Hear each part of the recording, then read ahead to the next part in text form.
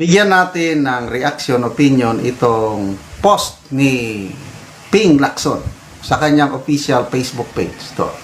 Excuse me ha.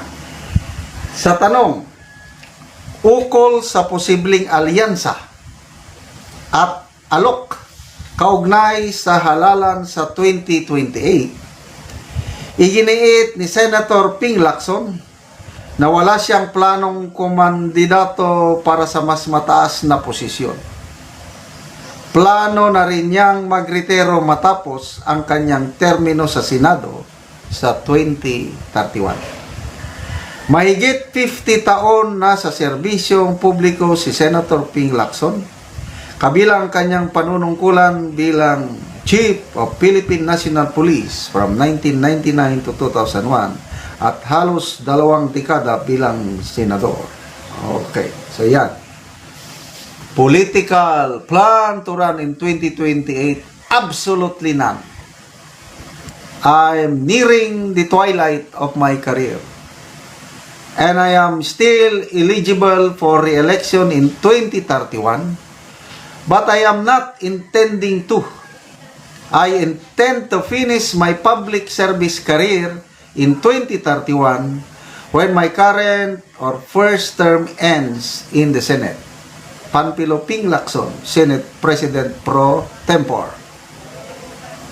Maalala ko, correct me if I'm wrong, nung natalo siya pagka-presidente noong 2022, di ba nag-announce na siya na magre-retire na siya sa politiko?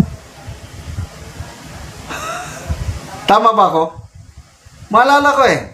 But I might be wrong. Baka nga kamali lang. Kailan, bakit? Tumakbo na ulit siya noong 2025. Lalo na, tumakbo siya sa kanyang kalaban sa pagka-presidente. Alyansa nga eh. Oh, kaya nga ito, ino-offeran siya na kasi nga naman, ito, opinion ko lang ha, na problema ang administrasyon, wala silang malakas na kandidato.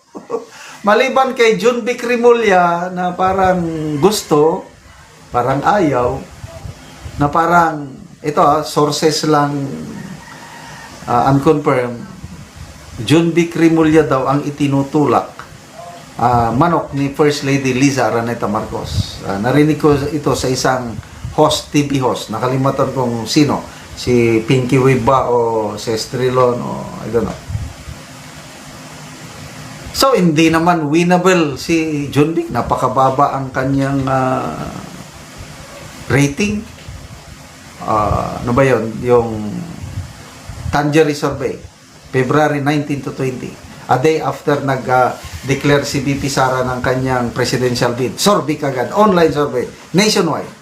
43% BP Sara, 27% BP Lenny, Rafi Tulfo 15%, 3% lang si Hontiveros, wala si Junpik eh. So, walang administration candidate except si Rafi Tulfo na hindi naman alyado.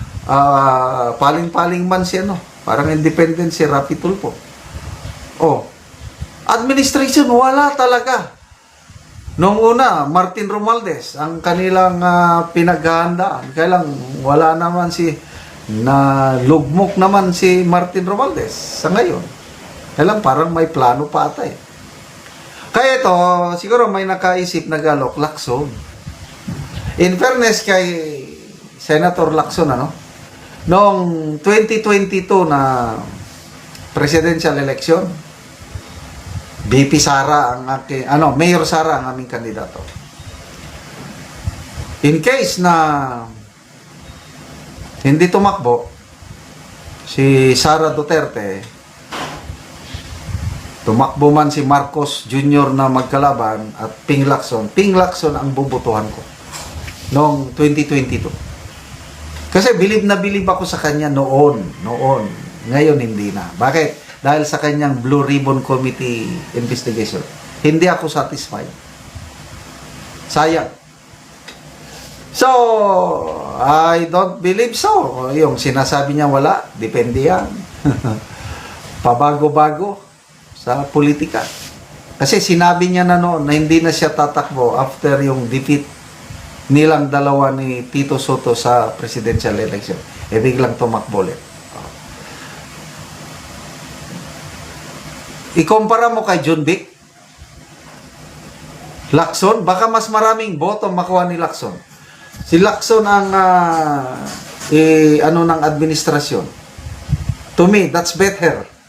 may mas pag-asa siya na makakuha ng maraming boto kumpara kay John Vic Remulla, Senator Lacson. Sa tingin ko lang kaya lang it's not enough to win versus VP Sara. Kasi nung 2022 election, wala pa atang 1 million na boto ni Senator Lacson 32 million si VP Sara. 15 million si Madam Leni. Pumapangatlo is, I think, Manny Pacquiao. Naka 3 million si Manny Pacquiao. Correct me if I'm wrong Pang-apat si Isko Moreno. Naka 1 or 2 million. And then Lacson, kung tama yung memory ko, hindi siya nakaabot ng 1 million. Kung nakaabot man, 1 million na. Napakalit ang boto niya. Ngayon, kung siya ang itotos up ng administration Marcos Camp, mas malakas kumpara kay John Vic Remulla. Yan lang ang tingin ko. Itinanggi ni House Senior Deputy Minority Leader Representative Egay Arese na mayroong pag-uusap sa pagitan ng Liberal Party at Administrasyong Marcos kaugnay sa posibleng koalisyon. Giit ng kongresista, ito nakakatawa, kung nabubuhay pa si dating Pangulong Noynoy Aquino ay hindi ito papayag na makipag-ugnayan sa administrasyon. Correct. Hindi lang, ito ang sabi ni Congressman Erese, hindi lang dahil doon sa naranasan natin noon sa kanyang ama, ex-President Marcos, kundi dito sa pinakamalaking nakawan na nangyari sa ating bansa. Wow! Sarap pakinggan. Ito ang exact word niya. Sa palagay ko po ay pati yung mga namatay naming leader. Noynoy Senator Benigno Aquino II, Noynoy President Aquino, President Cory. Pati yung mga namatay naming leader, baka bumangon sa kanilang kinalalagyan kung kami ay makikipagkoalisyon sa Marcos administrasyon. Yan ang real talk. Paano na ngayon, Senator Risa? Sino ito? Sina Trillanes, sina Llamas. Ito ang real talk. Kasi sila nagsasabi na dapat makipagkoalisyon para mas malakas, para matalo natin si VP Sara. Nasaan ang prinsipyo ninyo? Nasaan ang values?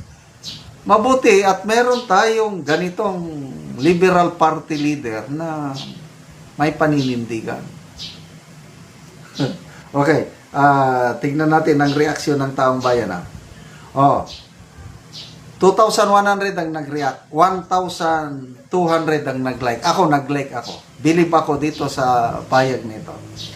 853 ang tumatawa, 43 ang nag-love. Okay, comments.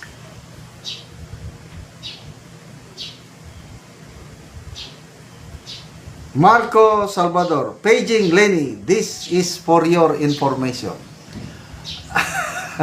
I don't know.